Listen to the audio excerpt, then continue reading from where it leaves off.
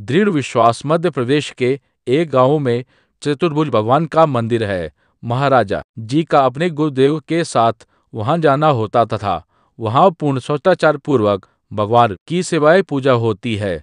उस मंदिर के पुजारी की वृद्धा माता जी, जो सेवाई पूजा में सहयोगिनी थी, एक बार अंधेरे में गिर गईं और उनका कुल्हा टूट गया।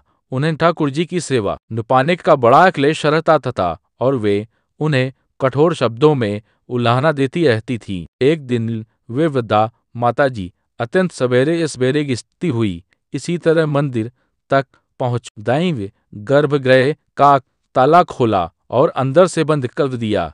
इधर उनके पुजारी जी नित्य की तरह मंदिर पहुंचे तो गर्भगृह को अंदर से बंद देखकर चोरीवादी की आशंका करने लगे। दरवाजा पीटने पर अंदर से वृद्धा माता जी ने पुकार कर कहा, एठरो खोलती हूँ, और ऐसा कहकर वे सामान्य स्वरूप से चलकर दरवाजा तक आई और दरवाजा खोल दिया।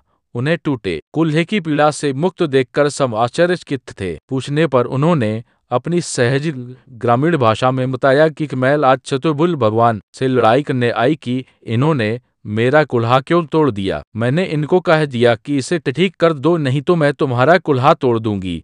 मैंने चंदन वाला चकला उठाया बिलिया, तभी उन्होंने मेरी कमर पर हाथ फेर कर कुल्हा जोड़ दिया। मैं चंगी झूम गई।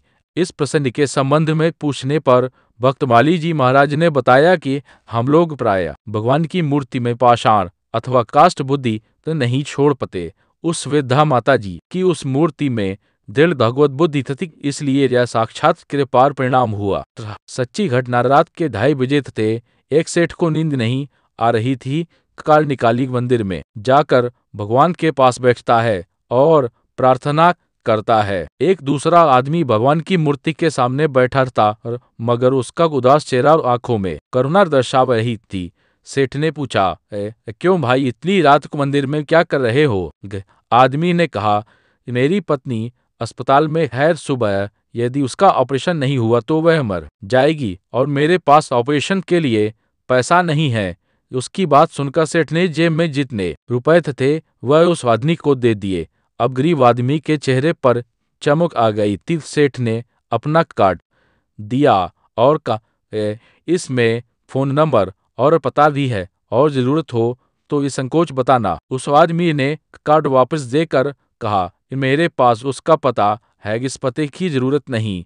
आश्चर्य से सेठ ने कहा, किसका पता है भाई? उस गरीब आदमी ने कहा, जिसने रात को 2:30 बजे आपको भेजा, उस भगवान का।